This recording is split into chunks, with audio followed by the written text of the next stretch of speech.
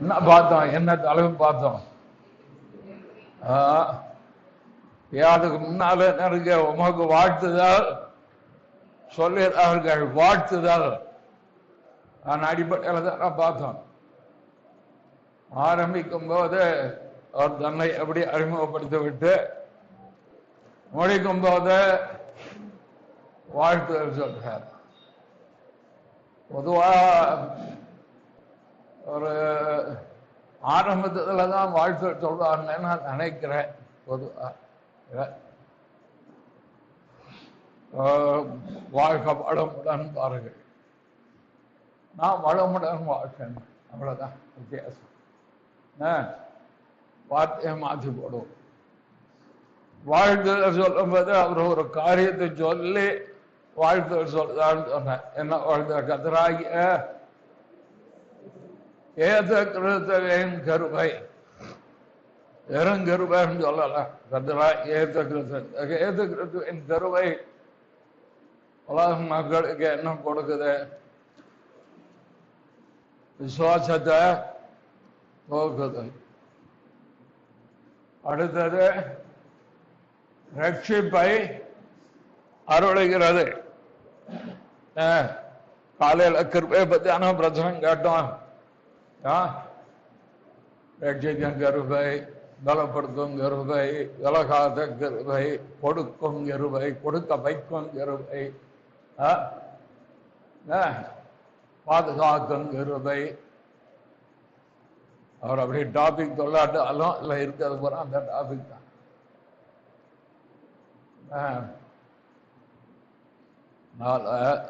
கிருபை தான் எப்போதும்.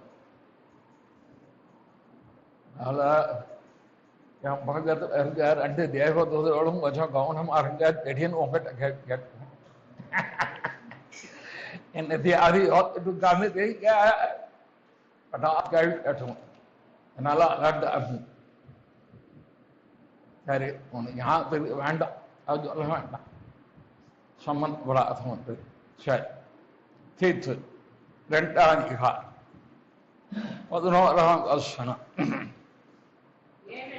ஏனெனில் எல்லா மனுஷருக்கும் ரட்சிப்பை அளிக்கத்தக்க தேவ கிருபையானது பிரசன்னமான கிறிஸ்து இயேசுவின் மூலமாக உண்டாகிற கிருபையின் மேன்மை. பழைய ஏற்பாட்டில் நமக்கு தெரியும், அதிகாரத்தில் ஆரம்பித்து பழைய ஏற்பாட்டு பரிசுத்தவான்கள் ஒவ்வொருத்தருக்கும் கர்த்தர் கிருபை தருகிறேன், என் கண்கள் உனக்கு கிருபை கிடைத்தது மோசேக்கு சொல்றார். எப்படி ஒவ்வொருத்தருக்கு தனிப்பட்ட விதத்தில் தேவனுடைய கண்களில் கிருபை கிடைத்தது. சரி, ஆண்டவர் இயேசு பிறகு முன்பாக ஒரு அம்மாவுக்கு கிருபை கிடைச்சது, கன்னிகை. யாரு கிருபை பெற்றவள? வாழ்க, அது வாழ்க்கை கர்த்தரால் சொல்லப்பட்டவள் உனக்கு நிறைவேறு. ஆனா ஆண்டவர் மகிமை அடைந்த பின்பு சிலுவையில தம்முடைய கிருபாதார பலியை அவர் நிறைவேற்றி புதிய உடன்படிக்கை அவருக்கு ஏற்படுத்தின பின்பு இந்த கிருபை என்பது தனிப்பட்ட மனிதர்கள் மாத்திரம் அல்ல, எல்லாருக்கும் ஒரு கிருபை. வசனம் அப்படிதானே சொல்லுது. என்ன சொல்லுது? எல்லா மனுஷருக்கும் ரட்சிப்பை அழிக்கத்தக்க தேவ கிருபையானது பிரசன்னம். அதனால்தான் நம்முடைய குடும்பத்தை ஆண்டவருடைய கிரியை இருக்கும்னு பெரிய நம்பிக்கையில் நாம் இருக்கிறோம். ஏசு கிறிஸ்துவை விசுவாசி ரட்சிக்கும். அதை நம்பி நம்ம ஆண்டவர் தந்தல ஜெபித்து கர்த்தாவே ஜெயம் ஜெயம் ஜெயம் பாக்கியம்மா வீட்டில் எல்லாரையும் ரட்சி, பேச்சு சல்மா வீட்டில் எல்லாரும் ரட்சி, தங்கத்துறையா வீட்டில் எல்லாரும் ரட்சி, சுஜல அம்மா வீட்டில் எல்லாரும் ரட்சி, சுஜல அம்மாவுடைய அம்மா வீட்டில் எல்லாரும் ரட்சி, ஷீபா வீட்டில் எல்லாரும் ரட்சி. இப்போ கூடுதலாக வந்துட்டு ஷீபாவுடைய கணவர், அவங்க மாமியார், மாமனார், நாத்தனார் எல்லாம் எதிர்ச்சியும் ஜெபிக்கிறதுனால சொல்றேன், சும்மா சொல்லல. இதையெல்லாம் சொல்லி நாம் ஜெபிப்பதற்கு என்ன தெரியுமா? எல்லாருக்கும் ரட்சிப்பு அளிக்கிற. சரி, கிறிஸ்து இயேசுவின் மூலமாய் வெளிப்பட்ட அந்த தேவ கிருபை அதே தீர்த்து 2 அடுத்த வசனத்துல எதுக்கு பிரசன்னமானது? நாம் அவபக்தியையும் லௌகீக இச்சைகளையும் வெறுத்து தெளிந்த புத்தியும் நீதியும் தேவ பக்தியும் உள்ளவர்களாய் உலகத்திலே ஜீவனம் பண்ணி போதும். 2 காரியம். ஏன் ரட்சிக்கப்பட்டு? ஏன் ரட்சித்தார்? எனக்கு கிருபை இருக்கிறது, ஹைப்பர் கிரேஸ், கிருபை.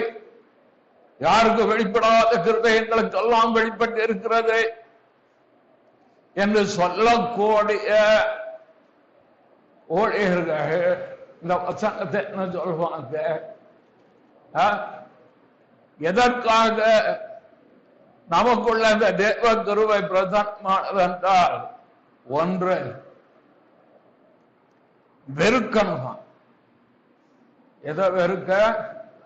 அவபக்தியை வெறுக்க. 2வது லௌகீக இச்சைகள், உலகத்துடைய ஆசை காரியங்கள். ஒரு இடத்துல பிசாசு இடத்துக்கு ஒரு விசுவாச குடும்பம் போச்சு. அதுல ஒரு வாலிப சகோதரி உண்டு. அவர் பெரிய பெரிய பிசாசுகள்லாம் ஊழியக்காரர் 4 பேர் இருக்காரு. அவர் கூட்டம் நடத்திட்டு கடைசியில பிசாசு விரட்டுறாரு. அப்போ அவர்கிட்ட ஜோம் பண்ணா ஒரு கூட்டம் நிக்கி, அதுல இந்த குடும்பமும் நிக்கி, அதுல ஒரு வாலிப பிள்ளையும் நிக்கி. அப்போ அவர் சொல்றாரு, நான் இப்ப விரட்ட போயிற பிசாசு முனி பிசாசு. என்ன பிசாசு? பயங்கரமான பிசாசு. தலையில யாராவது பூ வச்சிருந்தீங்கன்னா எடுத்துருங்க, இல்லைன்னா உள்ள வந்துருட்டாங்க. எப்படி இருக்கும்? டக்குனு இந்த உள்ள எடுத்து போட்டு தலையில சாப்பு, மல்லிப்பூ, பிச்சிப்பூ, சமந்தி பூ, என்னென்ன பூ இருந்தோ அவ்வளோக்கு தூக்கி தூரம் போட்டு பண்ணி காரியங்களை செய்துட்டு அந்த பிள்ளை எல்லாரும் வந்துட்டாங்க. அந்த பிறகு என்ன பார்த்தாங்க. அங்க போயிருந்தோம். அந்த பிள்ளை வாலிப பிள்ளை, கல்லூரி படிக்கும். அங்க அவர் இப்படி சொன்னாரு, பூவை எடுத்து போட்டுட்டேன், இனிமா நான் பூ வைக்க மாட்டேன்.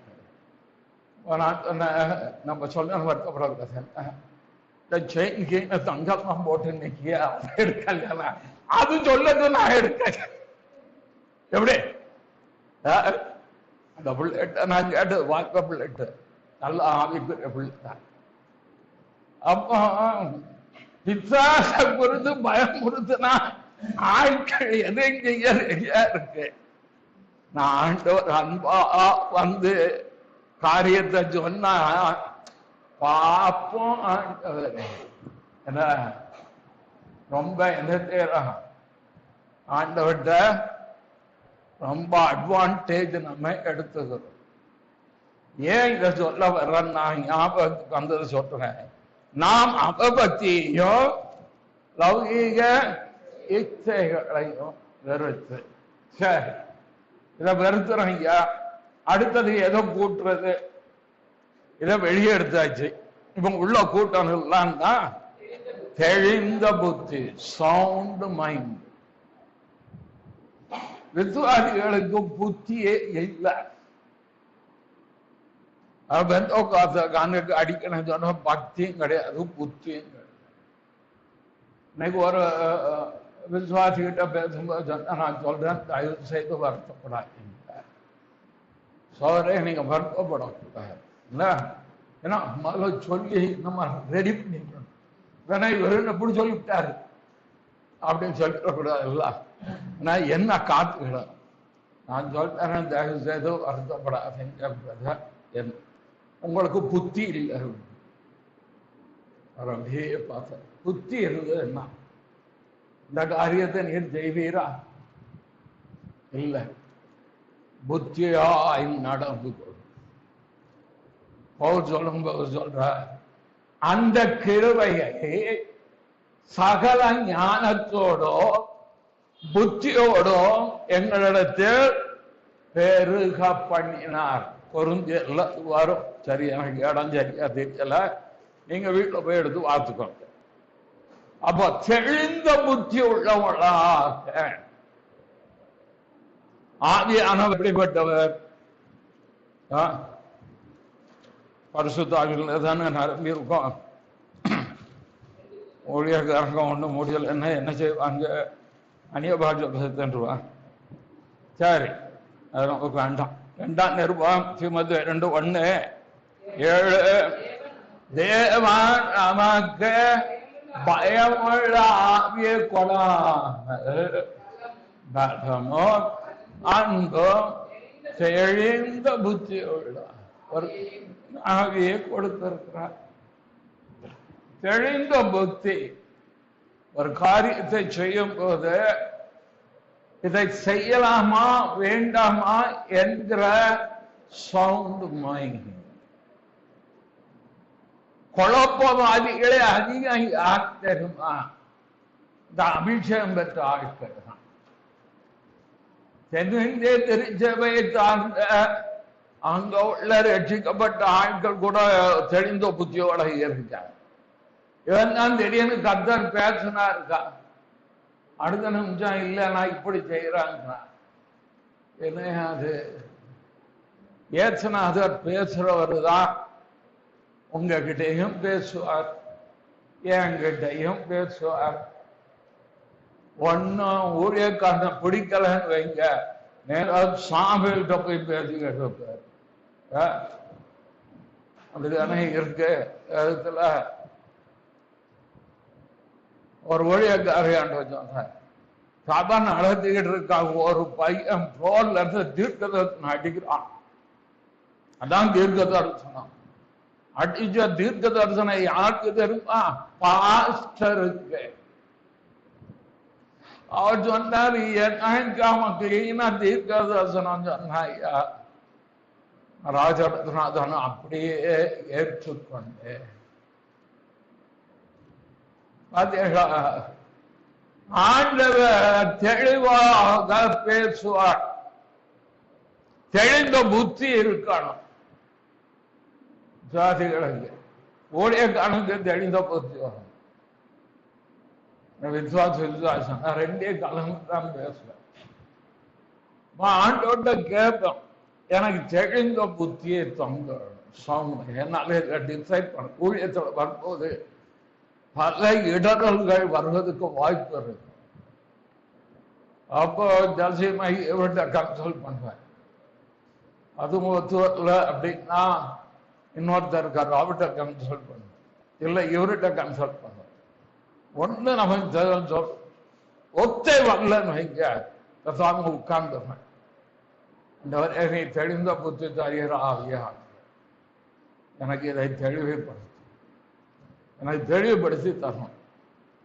தெளிவு இருந்தா தான் நான் செய்ய முடியும். தெளிவு இருந்தாதான் நீங்க ஒரு வேலையை சரியா செய்ய முடியும். தெளிந்த புத்தியை தார். ஊழியத்தில் வர்ற போராட்டங்கள்ல அது ஒண்ணு. ஆண்டவருக்கு நேரம் கழிச்சோன்னு பரிசுத்த புத்தியை தெளிய வச்சுக்குவேன். இது வேண்டாம், இது வேணும். சரி, இப்ப நம்ம தெளிந்த புத்தி உள்ளவளாய் வாழ வேலை செய்யணும்னா தெளிந்த புத்தியோட படிக்கிறோம்னா தெளிந்த புத்தியோட படிக்கணும். என்ன படிக்கணும், என்ன படிக்கணும். சபை நடத்தணும்னா தெளிந்த புத்தி இருக்கணும். எல்லாத்துக்கும் வேணும். அதுக்குதான் தேவ கிருபை பிரசன்னமா. 2வது என்னது? நீதி. நீதினா தெரியுமா? நீதி, நேர்மை, நியாயம், நீதி உள்ள உத்தரவு அருளுகிறவர் நம்ம. நீ ஒரு குடும்ப ஜோமன் வந்து ஒரு காரியத்தை சொன்ன, ஒரே ஒரு உதாரணம் கேட்டேன், சட்டத்துக்கு உட்பட்டு இருக்கா உட்படலையா அது மட்டும் எனக்கு சொல்ல. சட்டப்படி எங்களுக்கு வரணும், அப்போ நீதி உள்ள உத்தரவு வரும். அவ்வளவு இங்கு வெளிப்பாடு, இங்கு தீர்க்க தரிசனம். ஓ மகளே, கர்த்தர் உன்னோட இருக்கிறார், பராக்கிரமம் செய்வார். இதெல்லாம் தேவையில்லை. தேவன் யார் என்ன செய்வார்? அவன் நீதி உள்ள உத்தரவாளுகிறவர். உங்களுக்கு நியாயமா கிடைக்க வேண்டியதை கிடைக்க வைப்பார். இவ்வளவுதான். நான் கேட்டதுக்கு பதில் சொல்லுங்க. நியாயமான தரமாட்டாங்க. அதனால சரி, நீதியாக கர்த்தர், அது நீதி உள்ள கர்த்தர் தானே. என்ன மகான் நீதி உள்ள, ஒருத்தனுக்கு அநியாயம் செய்யக்கூடாது, ஒருத்தருக்கு அநீதி செய்யக்கூடாது. வேலைக்காட்டிய கூலி சாயங்காலம் ஆகி இரவு தொடக்கம்னாலும் கொடுத்தாகணும்.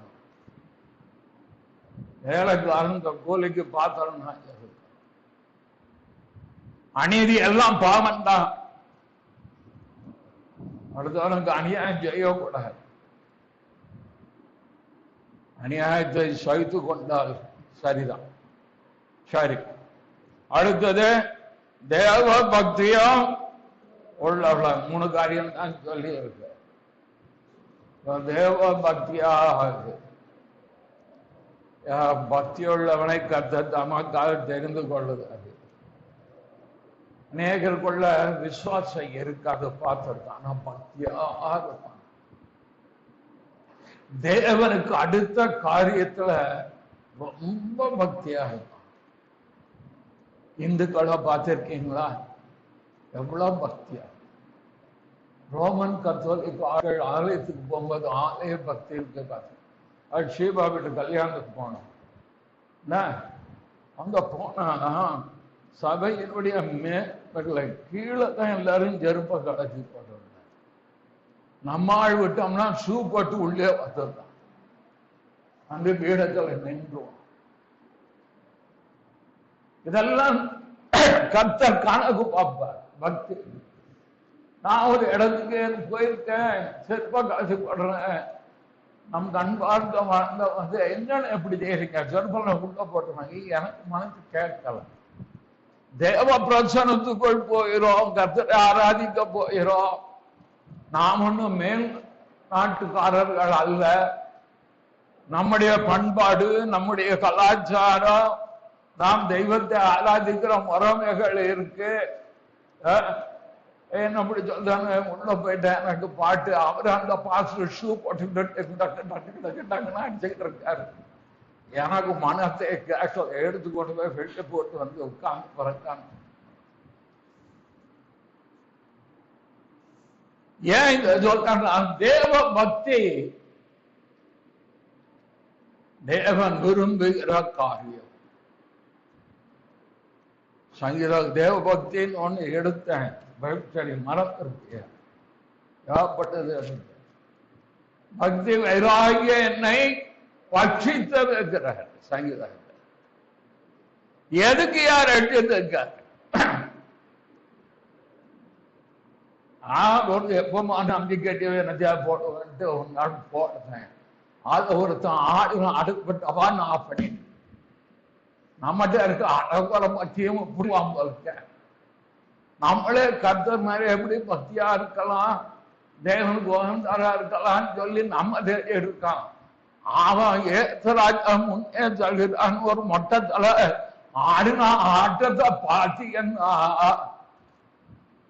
ஐயா இது கிறிஸ்தவம் அல்ல, நமக்கு வேண்டாம்னு டபான் ஆஃப் பண்ணிட்டு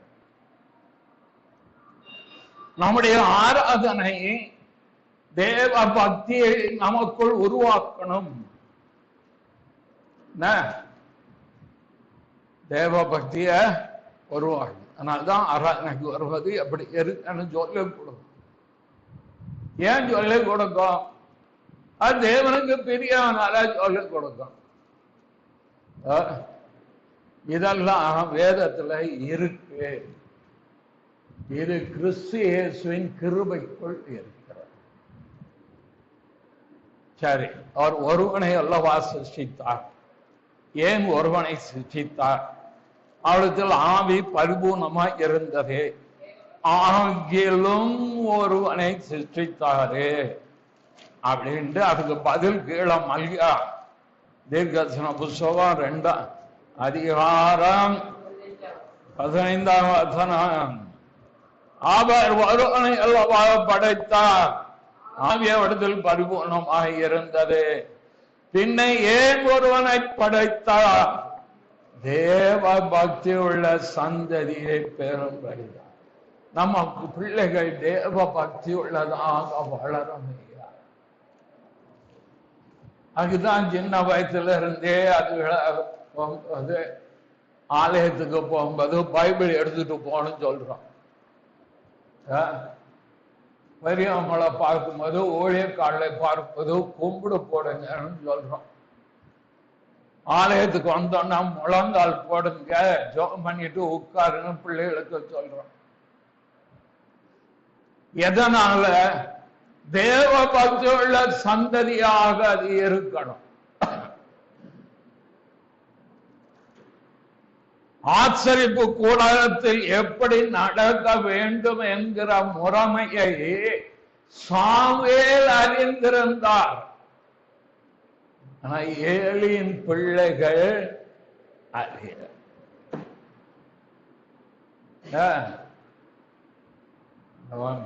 பகுதியை பார்த்தா பயங்கரமா. அவன் உடன்படிக்கை பெட்டிய தூக்குறவனா இருக்கான். உடன்படிக்கை படிக்கலையே படுத்துதான் கிடந்தான். 2 பேரும் ஓப்பனிங் பிறகான். என்ன 2 பேரும் படுத்துதான் கிடந்தா. ஆனா அவர்கள் கர்த்தரை அறியவில்லை. வசனவாதி போமா 1 சாமுவேல்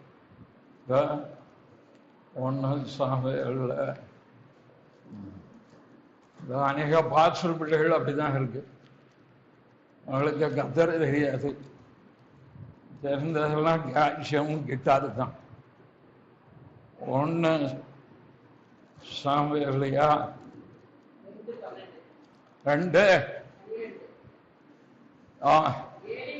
ஏலியின் குமாரர் பேலியாளின் மக்களாயிருந்தார்கள். அவர்கள் கர்த்தரை அறியவில்லை. என்னென்ன சொன்னா எல்லாம் கீழே இருக்க. தேவன் நீதி உள்ளவர், சும்மா ஆராய்ச்சி விளையாடுறதுக்கு விட மாட்டார். அவபக்தியை கொண்டு வந்தால் தேவன் அதை ஒரு பொழுதும் ஏற்றுக்கொள்ள மாட்டார்.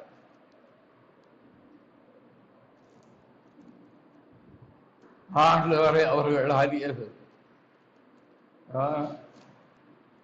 பான்ஸுடைய பிள்ளைகள் எப்ப பார்த்தாலும் வந்து டாக்டர் புல்பிட்ல போடுறது வர்றது, எப்பவுமே சர்ச்சுக்குள்ள இருக்கிறதுனால அவங்களுக்கு அது ஒரு பிளே கிரவுண்டா மாறி. அவன் சின்ன வயதுல இருந்தாலும் கீழே தான் உட்கார்ந்தோம். புல்பிட்ல உட்கார கூடாதுன்னு கண்டிச்சு வளர்த்தா அவனுக்கு தெய்வ பயம் இருக்கும். அவனை கொண்டாந்து மடியில தூக்கி வச்சுக்கிட்டா அவனுக்கு என்ன இருக்கும்? எங்க இருந்து தெய்வ பயம் வரும்? எங்க இருந்து தேவ பக்தி வரும்? கர்த்தரை அறியாத சந்ததியா வளர்ந்துகிட்டே போவீங்க. ஆனாதான் ஆட்டம் போடுறான், பாட்டம் போடுறான், குத்தாட்டம் ஆடுறான். ஏசுநாதர் அவனுக்கு தெரியாது. கிட்டாரை கிளத்துரு, கேஷியம் ஆஃப் பண்ணிரு, பண்ண பாடினாரு. ஒண்ணு இல்லாம ஒரு டாம்பியம் கூட இல்லாம பாடிப்பாரு. கர்த்தர் வாராரா இல்லையான்னு பார்க்கும். இது நான் சொல்லல, பிரபலமான ஒரு ஊழியக்காரன் பேசுறாரு. உண்மை. வரக்கூடிய ஒரு ஊழியக்காரருக்கு கேஷுவல் நான் பாட்டே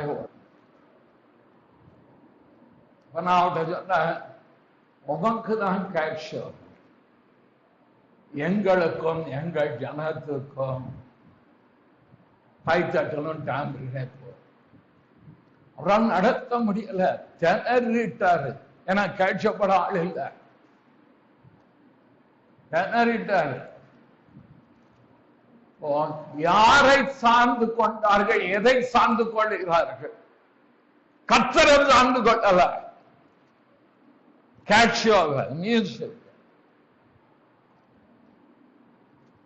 எப்போ ஊழியம் செய்தாலும் தேவனை சார்ந்துதான் ஊழியம் செய்யணும். அது சண்டே ஸ்கூல் எடுத்தாலும் சரி, காஸ்பல் ஒர்க்குக்கு போனாலும் சரி, வீடு விசிட்டிங் பண்ணாலும் சரி, ஒரு வீட்டு கூட்டம் நடந்தாலும் சரி, ஒரு பிரசங்கம் பண்ணாலும் சரி, ஒரு ஆராதனை நடத்தினாலும் சரி, அல்லது ஒரு உபவாச கூட்டம் நடந்தாலும் கர்த்தரை சார்ந்து சார்ந்துதான் ஊழியம் செய்யணுமே தவிர ஒரு மியூசிக் இன்ஸ்ட்ருமெண்ட், ஒரு டேம்பரின், ஒரு குழல் ஊதுறது, கிட்டாரு தூர போட்டு கர்த்தரை சார்ந்து நின்றா ஆசரிப்பு கூடாரத்தில் இறங்கின தேவ பிரசன்னம் ஏறும். அது தேவ பக்தியை கொண்டு வரும், அவபக்தியை நீக்கும். ஏன் ஆறாறுல கத்திருக்கிற காரியத்துல கட்டுக்கட்டு கடுக்கடுன்னு நாங்க இருக்கோம்னா, நாங்க சிக்ஷையை பெற்ற, நான் சிக்ஷையை பெற்ற மனுஷன், நான் தான் அவ்வளவு கடுமையா இருக்கு. நம்ம சந்ததி, இளம் சந்ததி, Rachel, Angel, Prince, Robin, Thalatha, Shanmugakumar, எல்லாம் இருக்க சந்ததி தேவபக்தி உள்ள சந்ததியா வரணுமே தவிர அது எந்த விதத்திலும் அவபக்தி உள்ள சந்ததியா ஒழுங்கினமா வரக்கூடாது. அதுக்குதான் நம்ம அவ்வளவு தூரம் இருக்கு. தேவ பக்தி உள்ள சந்ததியா கத்தரை அறியல. கடைசியில் முடிவு எப்படி போச்சு நமக்கு தெரியும். சரி, தீர்த்துல அடுத்த வசனம், நாம் நம்பி இருக்கிற ஆனந்த பாக்கியத்துக்கும் மகாதேவனும் நமது ரட்சணமாகிய இயேசு கிறிஸ்துவுடைய மகிமையின் பிரசன்னமாகுதலுக்கும் எதிர்பார்த்து கொண்டிருக்கும்படி நமக்கு போதிக்கிறது. சரி, இந்த பான்சல் பிள்ளைகள் முன்னால் வந்து எல்லாம் சொன்ன தெரியுமா, எல்லாம் எச்சரிப்பு. நாளைக்கு ஒரு கல்யாணம் முடிஞ்சு ஒரு பிள்ளை வந்து சொல்லி அப்பான்னு வந்து தூக்கி அங்க வச்சிருவேன். அதுக்குதான் எச்சரிக்கை. புரியுதா? பிள்ளைய வைக்க வேண்டிய இடத்தான் வைக்கணும். அத ஊழியக்காரன் கவனமா இல்லை, ஊழியக்காரன் தூக்கி அங்க உட்கார வைக்கணும். என்னையா அப்படி பேசுறீங்கன்னா, அப்படிதான் இந்த பீடம் அப்படி முன்னால உட்கார்ந்து வர்றதுக்கு தேவன் கொடுக்கிற கிருபை. என் பிள்ளைகள அப்படிதான் உள்ளது. என் பிள்ளைகள முன்னால பேசல நிற்ப, பையன் வருவான், சின்ன பையன் 2 வயசு ஓடியாருவான், சொல்லிடுவான், தூக்கிட்டு போய் அதெல்லாம் வெளியே தேவ சமூகத்தில் அது முடியாது. ஏன்னா நான் தான் பாட்டு படுத்தணும், அதான் கண்ட்ரோல் பண்ணணும். இருக்க மாட்டான், அப்பா கிட்ட போட்டுக்கிறோம், அங்கதான் இங்க இருக்கணும். வர சொல்லி கொடுத்து பீடத்துக்கு நீ வரக்கூடாது. இப்படியே கண்டிச்சு கண்டிச்சு கண்டிச்சு நீங்க கொடுத்தா பின்னால அது தேவ பக்தி உள்ள பிள்ளையாத்தான் இருக்கும். யார் தேவ தங்களை தூக்கி வச்சுட்டு கொஞ்சினா உங்க தலைமையில இருக்கிறோம். தேவ கோபம் வந்துடும். 7 குடும்பத்துக்கு வந்த மாதிரி வந்துட்டோம்.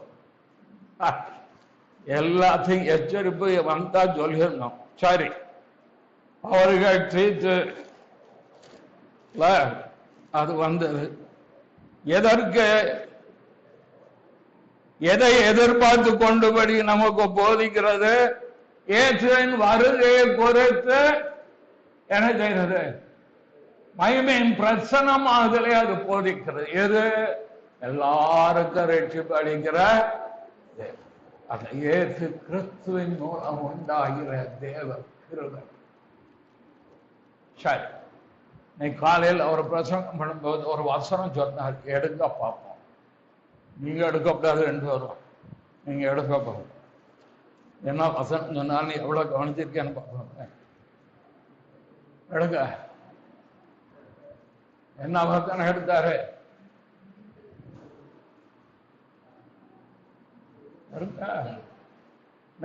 காலையில சுமிட்டு அவர் பிரசங்கம் பண்ணாரு. அவர் பண்ண பிரசங்கம் முதல்ல இருந்து கலைஞர் வரைக்கும் நான் கேட்டேன். எங்க இல்லையா இடம்? 2 குழந்தைய 12 வாசிங்க.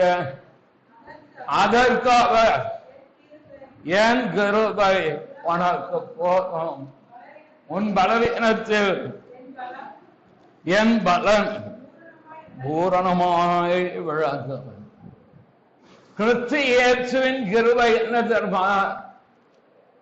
நம்முடைய பலவீனத்தை தாங்கும் கிருபை. பாவம் பலவீனம் அல்ல, அதை புரிஞ்சுக்கணும். பலவீனம் என்று சொன்னார் விசுவாசத்தில் நேரிடும், கேள்வி கேட்க வைக்கும். கால சொன்னால இது என் பலவீனம் மாதிரி வரும். அதன் நடுவில் தேவ கிருபை கர்த்தராகிய இயேசு கிறிஸ்துவினால் உண்டான அந்த தேவ கிருபை நம்மளை பலப்படுத்தும். எவ்வளவு பெரிய காரியம் தெரியுமா உங்களுக்கு? அந்த கிருபை எல்லாம் என்ன பலப்படுத்த போய் தான் இப்ப நின்று பிரசங்கம் பண்ணிக்கிறேன். அவருடைய பரிபூர்ணத்திலிருந்து கிருபை மேல் கிருபை பெற்றோம். சரி, அடுத்தது அந்த கிருபை என்ன செய்ய? 1 கொரிந்தியர் 15ஆம் அதிகாரம் 10ஆம் வசனம்.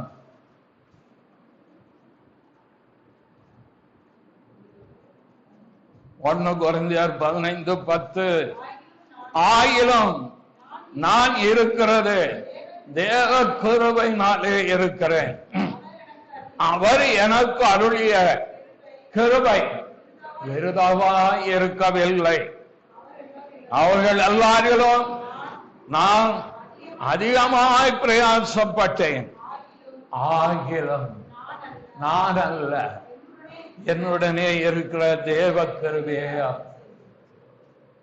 ஊழியம் செய்ய வைக்கிற கிருபை. வயசாக சரீரத்தில் இயற்கையாக பலவீனம் உண்டாகுமா? உண்டாகாது. ஆகாரம் முறைமைகள் மாறும், பழக்க வழக்கங்கள் மாறுவதற்கு வாய்ப்பு இருக்கிறது.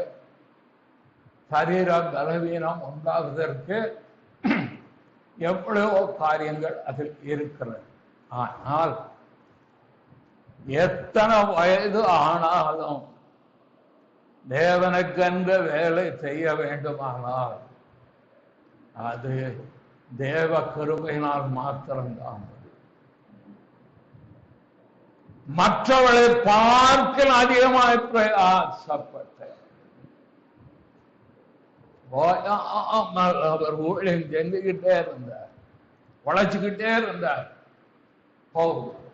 அது சொல்றார், நான் அல்ல, என் பக்தி இல்லை, என் ஜபம் இல்லை, என் வார்த்தம் இல்லை, என் ஒப்பு கொடுத்தல் இல்லை, என் பிரதிஷ்டை இல்லையா, நான் இல்ல, அது தேவ கிருபை. அதுக்காகதான் கிருபையை அதிகம் கேட்டுக்கிட்டே நான் இருப்பதுக்கான வயதாதில்ல. 72 ஆகிட்டு, அடுத்த வருஷம் 73. இப்படியே போக போக போக ஊழியம் செய்யணும்னா கிருபை பெருகிட்டே இருக்கும், அபிஷேகம் பெருகிட்டே இருக்கும். அத மாதிரி வீட்டு வேலை செய்ய, அது மாதிரி அவங்க தொழிலை செய்வதற்கு தேவ கிருபை நம்மள பெருக பெருக பெருக பெருக பிரயாசப்படுதல் ஒரு நாளும் குறையாது, அது அதிகமா. இதான் கிறிஸ்து இயேசுவின் மூலம் உண்டான கிருபையின் மேன்மை. சில 40 வயசுல பொத்து உட்காந்துருவாங்க, 60 வயசுல படுத்துரும். கிருபை காட்டுப்பா அந்த ஒரு எனக்கு நம்ம ஆராதிச்சோம்ல, இறக்கத்தை பெறவும் ஏற்ற காலத்தில் கிருபா அந்த கிருபா தான் கேட்கும். அபிஷேகம் ஒரு புது எண்ணெயின் ஆசீர்வாதம் வந்து இறங்கிச்சு. அப்போ அந்த அபிஷேகம் நம்மளை ஊழியம் செய்ய வைத்து கொண்டு திறமை தோத்து போகும், அறிவு மழுங்கி போகும், ஞானம் ஒன்றுமில்லாமல் போகும். ஆனா கிருபை பெற்ற மனுஷனும் என்றென்றைக்கும் கிறிஸ்துவுக்காக வேலை செய்து கொண்டே. அது ஆண்டவர் தமது கிருபையினால் என்னை அழைத்த தேவன். என்னை யார் சொல்றாரு? பவுல் சொல்றாரா? எங்க கலத்தியல் 1:15 தம்முடைய கிருபையினால் அழைத்த தேவன் தம்முடைய குமாரனை நான் புறஜாதிகளிடத்தில் சுவிசேஷமாய் அறிவிக்கும் பொருட்டாக அவரை எனக்கு வெளிப்படுத்த பிரியமாய் இருந்த போது உடனே நான் மாம்சத்தோடு ரத்தோடு யோசனை பண்ணாமலும் அப்படியே சொல்லிட்டு வர. ஆண்டவர் கிருபையினால அழைஞ்சிட்டார், கிருபையினால ஓடி எந்திருந்தார், கிருபையினால அபிஷேகித்தார், கிருபையினால ஆசீர்வதித்து விட்டார் என்றால் அது நாள் ஆக ஆக அந்த கிருபையிலே நாம் பெருகிட்டே தான் இருக்கிறோம். அப்பதான் உங்கள் வயது ஏறிக்கொண்டே போனாலும் தேவனை தேடுவதற்கும் கர்த்தரை ஆராதிப்பதற்கும் தேவ சமூகத்துக்கு வருவதற்கும் தேவ பக்தியாய் நடப்பதற்கும் வேதத்தை வாசிப்பதற்கும் தியானிப்பதற்கும் ஆத்மா ஆதாயம் செய்வதற்கு அந்த கிருபை உங்களை செயல்படுத்திக்கிட்டே இருக்கும். அதான் கிருபதார் கிருபதார் கிருபதார் கிருபதார் கிருபதார் சொல்லி சொல்லி சொல்லி சொல்லி கேட்கறது காணாதான். ஆண்டவரே அடுத்த வருஷம் எனக்கு 73 அபிஷேகத்தை கூட்டும். புது எண்ணெயின் ஆசீர்வாதம் தந்தாரு, அது பெருகும். ஒவ்வொரு முறையும் தேவ சமூகத்துக்கு வரும்போது ஞாயிற்றுக்கிழமை தானே வியாபாரம், காலையில வராங்க, ஈவினிங் வர்றதில்ல. வரும்போதெல்லாம் தேவத்தை சேர்த்துக்கிட்டே இருக்கும். தேவ கிருபைய நம்ம மேல, குடும்பத்தின் மேல, தொழிலின் மேல, பொருளாதாரத்தின் மேல, கல்வியின் மேல, அடுத்தது நம்முடைய ஊழியத்தின் மேல, சபை மேல பெற்றுக்கிட்டே இருக்கு. அவர் கிருபை கொடுக்க அவர் சகலவித கிருபையும் பொருந்திய தேவன். சகலவித கிருபையும் பெருக செய்ய வல்லவராக தான் காலையில் அவர் பேசினார், தெளிவுபடுத்தினார். நல்லா கிருபை இருக்கியா? இதெல்லாம் நமக்கு ஆண்டவர் வைத்திருக்கிறார். அந்த கிருபையில 1 தீமோத்தேயு அதில் சொல்லும்போது காலையில் அந்த வசனத்தையும் அவர் கோட் பண்ணாரு. நான் மறுபடியும் கோட் பண்றேன். 1 தீமோத்தேயு 2 தீமோத்தேயு கிறிஸ்து 2 தீமோத்தேயு 2ஆம் அதிகாரம் 1ஆம் வசனம். ஆதலால் என் குமாரனே, கிறிஸ்து இயேசுவில் உள்ள கிருபையில் பலப்படையா, வெறும் கிருபையில பலப்படும் சொல்லல. ஒவ்வொரு வார்த்தைக்குள்ளும் ஒரு ஞான அர்த்தம் இருக்கும். கிறிஸ்து இயேசுவில் உள்ள அந்த கிருபையில, அந்த ரட்சிக்கும் கிருபையில, பலப்படுத்தும் கிருபையில, உன்னை ஊக்கப்படுத்தி ஊழியம் செய்ய பிரயாசப்பட வைக்கும் அந்த கிருபையில, உன்னை அழைத்த அந்த கிருபையில, கிருபா வரங்களை கொடுத்த வரமாகிய கிருபை அங்க இருக்கு. கொடுத்த அந்த கிருபையில நீ பலப்படு, தாகங்களை பலப்படு, மியூசிக் அடிக்கிறதுல பலப்படு, ஆராதனை தேவரல பலப்போடு அப்படியே சொன்னாரு. தெளிவா பேசுறாரு, தெளிவா. கிறிஸ்து இயேசுவில் உள்ள கிருபையில பலப்படு. இல்லாதவளை இருக்க போல அழைக்கிற தேவன், சகல ஞானம் பொருந்திய தேவன், ஏக சக்கராதிபதி என்று அழைக்கப்படுகிற தேவன் என்ன செய்வாரா? உனக்கு 6:15 அந்த பிரசனமாகுதலை தேவன் தம்முடைய காலங்கள் வெளிப்படுத்துவார்.